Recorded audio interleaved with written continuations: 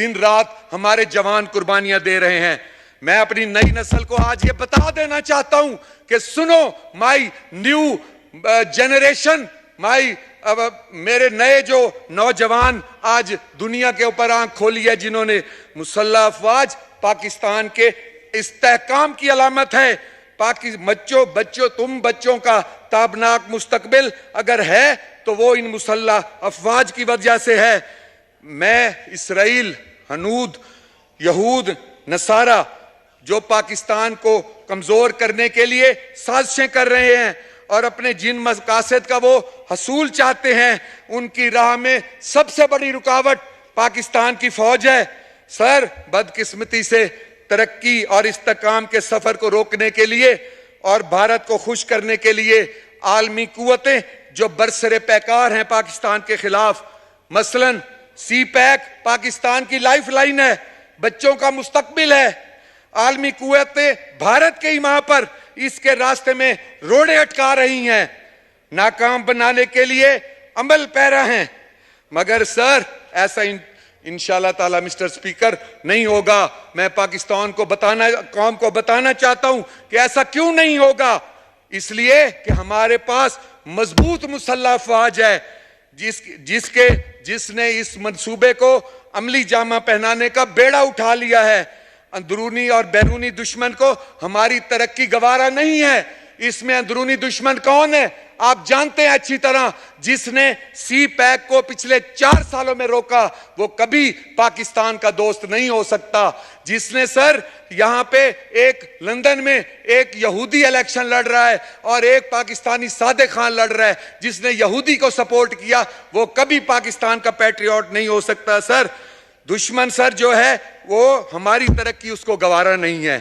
मुसल्लह अफवाज पर हमलावर है और आज हमारे चंद नादान नौजवानों और खवातीन को बहला फुसला के वो ये कर रहा है। Sir, social media, electronic media, international forum मुसल्लह अफवाज के खिलाफ प्रोपोगंडा और आलाकार जो बना हुआ है, हमारी नई नस्ल जो है सर, उसको होश के नाखून लेने चाहिए। सर, कल खान साहब ने, मैं आप एक बात बड़े अफसोस से कहना चाहता हूं कि जमान पार्क में 9 मई के हंगामे के लिए खान साहब ने वहां पे गायबाना नमाज जनाजा का इनकाद किया। सर, मैं आपको गौर से ये आपका mister speaker, I need your special attention on this issue कि उन्होंने गायबाना नमाज जनाजा का इनकाद किया, जबकि आज तक हमने नहीं सुना कि कोई एक भी पीटीआई का कारकुन कोई अल्लाह को प्यारा हुआ हो। अगर सर अल्लाह को प्यारा हुआ होता ना, ये उसकी बॉडी उठा के ना पूरे मुल्क में फिर रहे होते। एक कोई ऐसा वाकया नहीं हुआ और फिर उसकी गायबाना नवाज जनाजा, और इस बात का ये सबूत है कि वो गायबाना नवाज जनाजा एक फ्रॉड था, क्योंकि इमरान खान साहब ने खुद जमान पार्क के अंदर नमाज जनाजा में शिरकत ही नहीं की। कहते होंगे मैं किसको दुआ दूं जाके, वो तो फौत ही कोई नहीं हुआ, किसका गायबाना नमाज जनाजा पढ़ूं। तो वैसे भी अगर कोई ऐसा होता भी सही, तो मैं उनके जो हैं फॉलोअर्स उनको ये बताना चाहता हूं कि जो तुम्हारे गायबाना नमाज जनाजा में नहीं आता, वो तुम्हारा लीडर कैसे हो सकता है। वो यहूदियों का लीडर तो हो सकता है, इंडियन का लीडर तो हो सकता है। सर, हमारा फैसला वक्त ने सच साबित किया। हम 20 मुजाहिदों का फैसला, आमतौर पर हमारी ये बात बहुत से लोगों पे भारी पड़ती है। हमारे 20 लोगों का फैसला आज मुल्क को कौम पे ने साबित किया इस वक्त ने कि वो हमने उस वक्त भांप लिया था कि ये इदारों के दुश्मन हैं, ये पाकिस्तान के दुश्मन हैं। हमें समझ आ गई थी, हमने इसलिए छोड़ा। अगर हम उस वक्त अदम एतमाद कामयाब ना करवाते तो अगले 11 साल ये जाने वाले नहीं थे। और इनकी ये डील थी कि पाक फौज को दीवार से लगाकर हम एटम बम भी उनके हवाले करेंगे। आज पाक फौज को सलाम है, लेकिन सर हम 20 भी मुजाहिद हैं, हमें गालियां दी गई, हम बारे में बातें की गई, हमारे घरों पे हमले किए गए।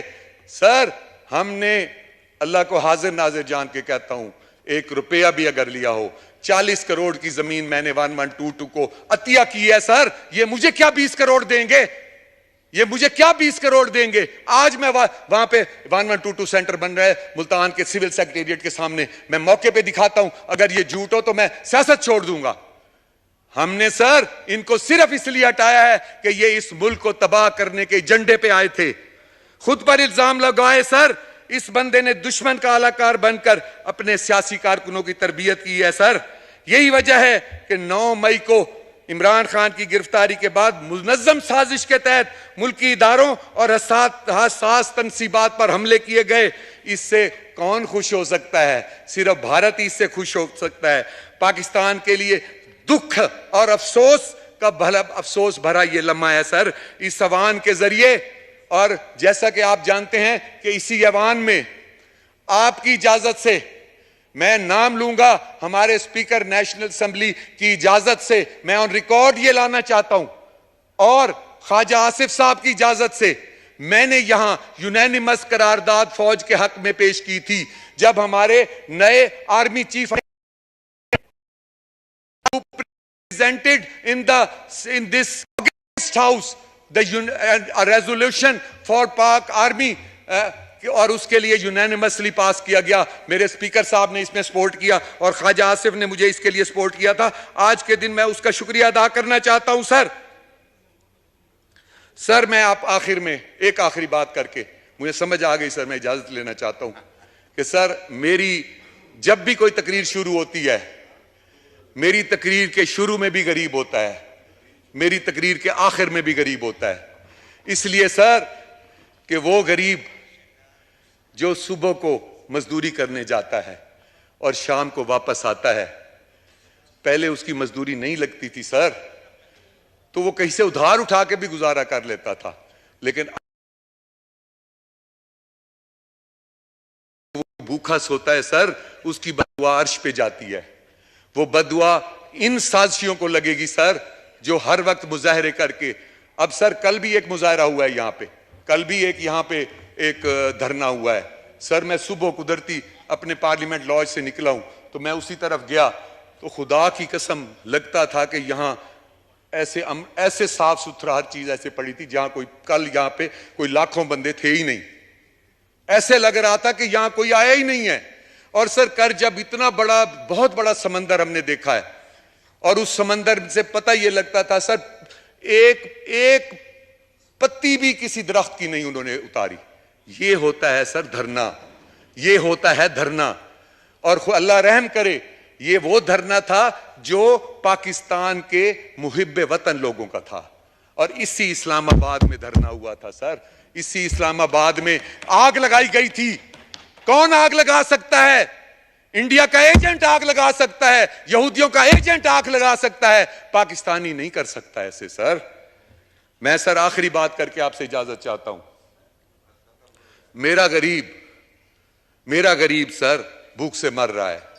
मैं हाथ जोड़ के अपील करता हूं, पीडीएम से मैं हाथ जोड़ के अपील करता हूं, तमाम सियासी जमातों से, और अगर इमरान खान साहब एजेंट नहीं है यहूदियों के, एजेंट नहीं है इंडियंस के, तो मैं उन्हें आज चैलेंज करता हूं कि वो इलेक्शन के लिए ना बैठे, क्योंकि हर इलेक्शन के बाद महंगाई बढ़ जाती है। वो चार्टर ऑफ डेमोक्रेसी के लिए बैठे पीडीएम के साथ और 10 साल का चार्टर ऑफ डेमोक्रेसी बनाएं बैठ के, और ऐसा चार्टर ऑफ डेमोक्रेसी हो जिस तरह आर्मी के मामलात को कोई इंटरफेयर नहीं करता, उस 10 साल की चार्टर ऑफ डेमोक्रेसी को no one should interfere in that. और सर आखिरी बात कि मैं गरीब के लिए 2018 की रेट की आपसे रिक्वेस्ट करता हूं कि उस चार्टर ऑफ डेमोक्रेसी में 2018 के आटा दाल घी चीनी के रेट दिए जाएं। And sir at the last I thank you